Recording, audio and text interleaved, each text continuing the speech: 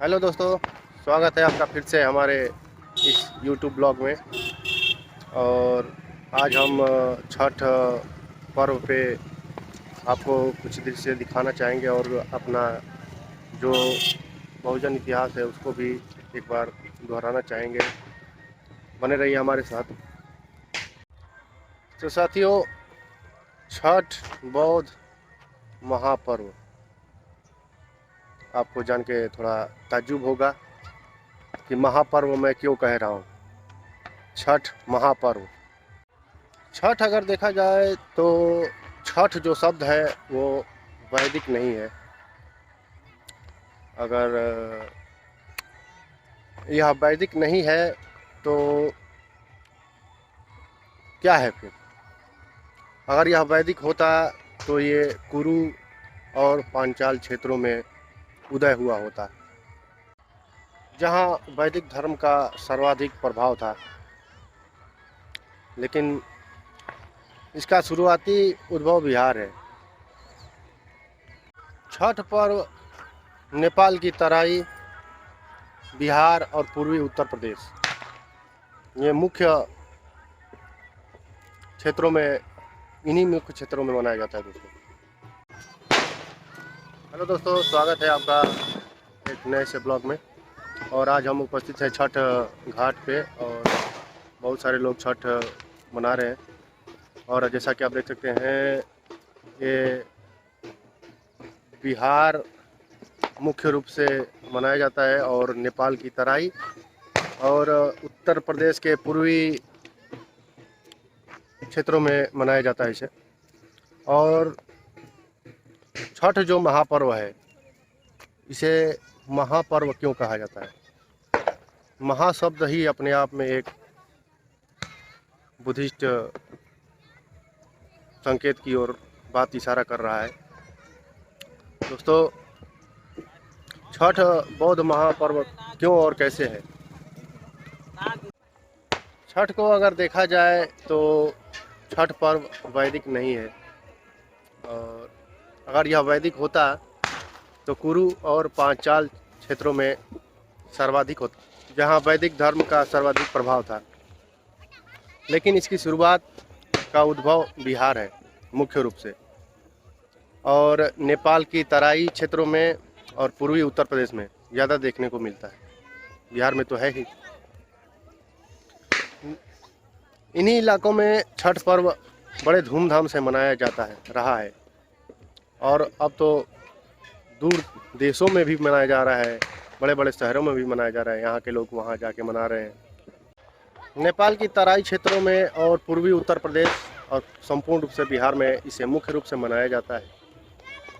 अगर आप देखते होंगे कि अगर भूकंप आता है तो जो भूगोलवेत्ता लोग हैं वो भूकंप की केंद्र को खोजते हैं कि ये आखिर में ये शुरुआत कहाँ से हुई इस कंपन की, भूकंप की। अगर आप इसका केंद्र खोजिएगा तो जैसा कि मैंने बताया, नेपाल के तराई क्षेत्रों में और पूर्वी उत्तर प्रदेश और बिहार में इसका ओरिजिन पाया जाता है।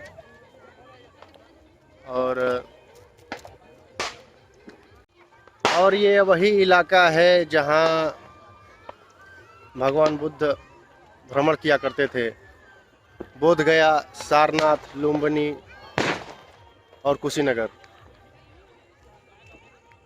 छठ पर्व पर अगर आप गौर फरमाइएगा तो ह्वेनसांग अपनी डायरी में लिखते हैं कि ह्वेनसांग जब वलह की यात्रा पर निकले थे तो उस यात्रा में उन्होंने छठ पूजा का जिक्र किया है। छठ पर्व पर अगर आप गौर करिएगा तो ये ऐसे नहीं मनाया जा रहा है, सदियों से मनाया जा रहा है। ह्वेनसांग अपनी डायरी में लिखते हैं, जब वो वलह की यात्रा पर निकले थे उन्होंने लिखा, छठ पूजा का कार्यक्रम अंग्रेज लेखकों ने भी किया है, जो देखने को मिलता है। अगर इसके उपवास के चरण को देखने को मिलता है, नहाए खाए, स्नान ध्यान नहीं, इसी रूप में चलता है और नहाए खाए स्नान प्रकृति का है। खरना अगर इसका रूप खोजिएगा तो संस्कृत की डिक्शनरी में नहीं मिलेगा। छठ में अगर आप खरना डाला और छठ शब्द जो खोजेंगे अगर आप तो ये संस्कृत के शब्दों में शब्दावली में नहीं मिलेगा। अगर हम लोग देखते हैं कि लोग छठ में जो बनाते हैं जो चौरा टाइप का, चौरा यानी स्तूप जो बनाते हैं वो मनौती स्तूप के जैसा जो नालंदा में मिला था मनौती स्तूप उसके जैसे बनाते हैं लोग। अगर आप उत्तरी बिहार की तरफ जाते हैं तो लोग श्री सिप्ता इस स्तूप मनौती स्तूप को लोग कहते हैं। अगर आप श्री सिप्ता को अगर देखा जाए तो इसका अपभ्रंश होते होते जो चला गया, इसका अपभ्रंश श्री स्तूप का अपभ्रंश होते चला गया और ये मनौती स्तूप को ही श्री स्तूप कहा गया जो कि बुद्ध धर्म से ही इसका संबंध है। जैसे श्रीपाद यानी बुद्ध के चरण को ही श्रीपाद कहा गया है। आप लोग देख सकते हैं जैसे श्री स्तूप को श्रीपता लोग कहते श्रीपाद, ऐसे ही बातों का अपभ्रंश होते होते श्रीपता करने लगे लोग और यही परंपरा में चलती चली आ रही। छठ में जो पकवान बनते हैं उस पे जो खस्ता लोग बोलते हैं, उसके खस्ता चाहे कई तरह के लोग उसके नाम को जानते हैं, उस पे जो छाप दिया जाता है उस पे पीपल का और धम्मचक्र का उस पे छाप दिया जाता है। ध्यान रखने वाली है बात दोस्तों कि जो महा शब्द है वो बुद्ध से ही मिला हुआ है, इसी के साथ संबंधित है ये महाशब्द, क्योंकि जो उनकी जन्म देने वाली माता थी, माता जो उनकी महामाया, जो पालन करने वाली उनकी माता थी, उनका नाम महाप्रजापति था और उन्होंने जब घर से गृह त्याग किया, बुद्ध जब गृह का त्याग किया उसे भी महाभिनिष्क्रमण कहा जाता है और तथागत बुद्ध को जब निर्वाण प्राप्त हुआ उसे भी महापरिनिर्वाण कहा जाता है। ये शब्द महा वही है जो उनकी माता महामाया।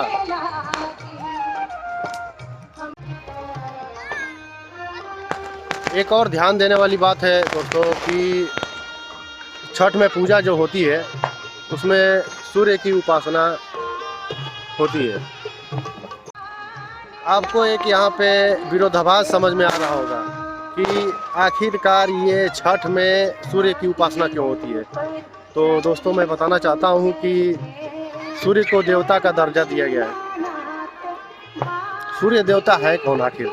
जो छठ मैया है, जो बुद्ध की जैविक माता है महामाया, उन्हीं को छठ पूजा जाता है और बुद्ध को, सूर्य को बुद्ध के रूप में पूजा जाता है।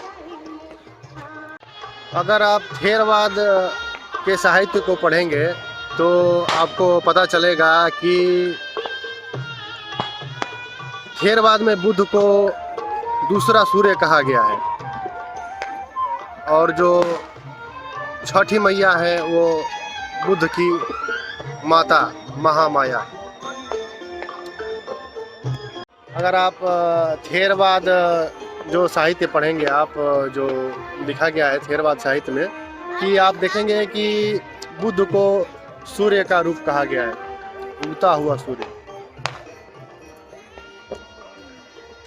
उनके सौर चरित्र का वर्णन मिलेगा आपको अनेक बौद्ध ग्रंथों में उनके जन्म की तुलना सूर्य से की गई है। ठीक है दोस्तों, बने रहिए हमारे साथ। और बच्चे लोग भी बोल रहे थे कि हमें भी फ़ोटो में ले लीजिए, फ़ोटो में खींच लीजिए। आपसे मिलते हैं दोस्तों ब्रेक के बाद, बने रहिए हमारे साथ।